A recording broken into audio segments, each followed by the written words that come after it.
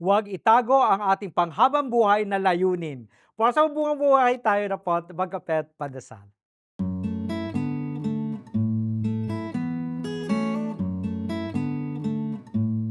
In the Gospels, Jesus uses the beautiful metaphors of salt and light to remind us that we're all here for a reason.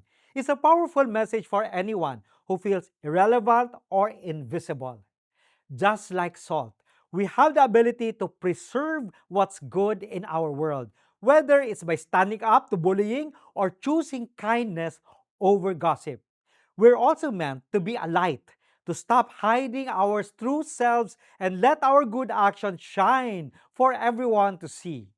The way we treat others and navigate life's challenges can make a real difference, inspiring those around us to see what is good. Manalangin po tayo. Ama naming nasa langit, tulungan mo po kaming maging asin at ilaw sa buhay ng aming kapwa. Amen.